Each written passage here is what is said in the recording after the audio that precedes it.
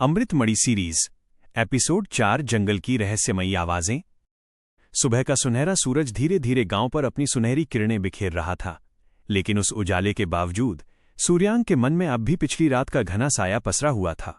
मक्खन उसके पास बैठा था और बार बार वही बात दोहरा रहा था। उसके चेहरे पर अभी भी पिछली रात का डर स्पष्ट दिखाई दे रहा था। भाई, मैं कसम से कह रहा हूं। वो लाल आंखें थीं, बिल्कुल जलते हुए कोयले जैसी, और वो मुझे लगातार देख रही थीं। वो कोई जानवर नहीं हो सकता, मक्खन ने लगभग फुसफुसाते हुए कहा। सूर्यांक ने अपनी मुट्ठी कस ली और गंभीर होकर उत्तर दिया, मुझे यकीन है मक्खन, वो सिर्फ एक परछाई नहीं थी, वो कोई ऐसी शक्ति थी जो हमें पहले टुकड़े की रक्षा करने से रोकना चाहती है। वो अभी खत्म नहीं हुई है। हमें इस भय से आगे बढ़ना ही होगा, क्योंकि अगर हम अभी रुके तो मणि का दूसरा टुकड़ा कभी नहीं मिलेगा। गांव के ठीक बाहर वही पुराना, विशाल और भयावह जंगल फैला हुआ था।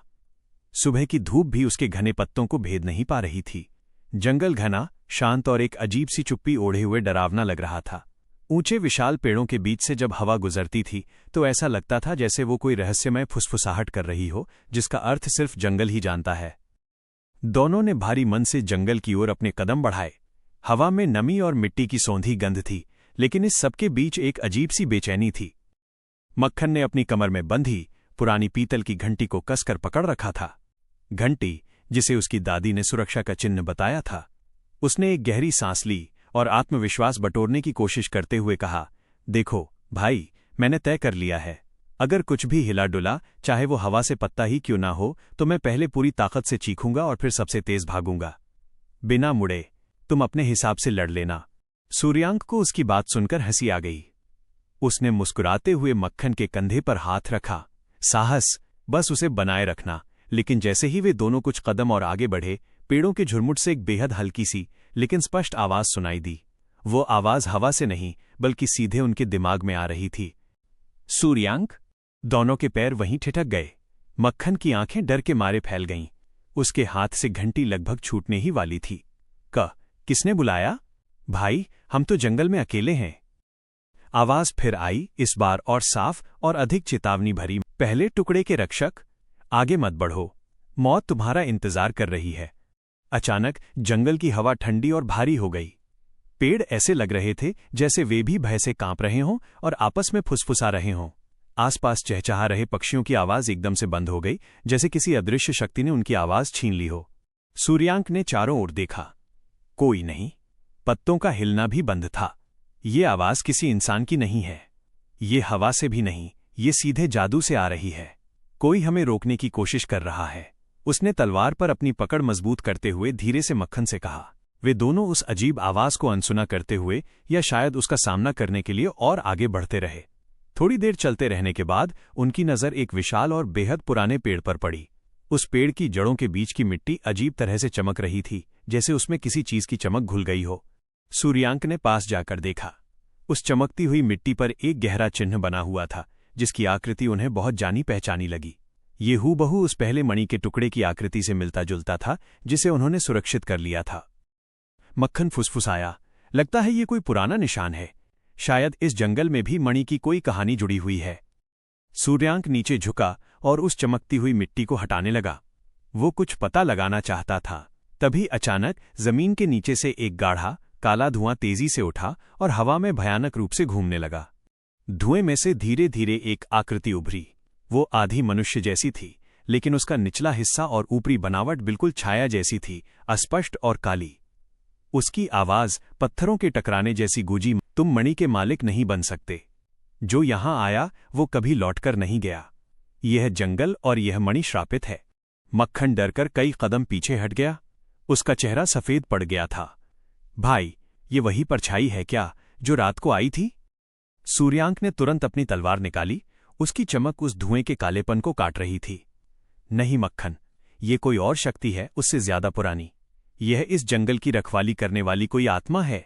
छाया आकृति ने जमीन पर अपना लंबा, छायादार हाथ मारा। जमीन कांप उठी। अचानक जंगल की मोटी और सख्त बेलें तेजी से जमीन से निकलकर सूर्यांक और मक्खन की ओर लपकीं, उन्हें जकड़ने के लिए। सूर्यांक ने पूरी ताकत से अपनी तलवार घुमाई। उसने कई बेलों को काट डाला, लेकिन नई बेलें तुरंत उनकी जगह ले लेती थीं। वो और मक्खन पूरी तरह से उन बेलों के जाल में फंस गए। बेलें लोहे की तरह सख्त थीं, उन्हें खींचकर खोलना असंभव था। मक्खन चिल्लाया, मेरी घंटी, मेरी घंटी, शायद इससे कुछ हो। उसने बड़ी मुश्किल से अपने फंसे हुए हाथ को घंटी तक पहुंचाया और उसे पूरी ताकत से बजा दिया, टन टन टन। घंटी की पवित्र और तीखी आवाज पूरे जंगल में गूंज उठी, जैसे कोई मंत्र हो। उस आवाज के प्रभाव से कुछ पल को बेलें ढीली पड़ीं। सूर्यांक को बस इसी मौके की तलाश थी। उसने उसी पल पूरी ताकत से खुद को खींचकर छुड़ा लिया। उसने अपनी तलवार को हवा में एक तेज वार के साथ घुमाया और जादुई ऊर्जा की एक सफेद लहर सी उस छाया आकृति की ओर फैल गई। छाया ने एक भयानक चीख मारी। उसकी आवाज में दर्द और क्रोध था।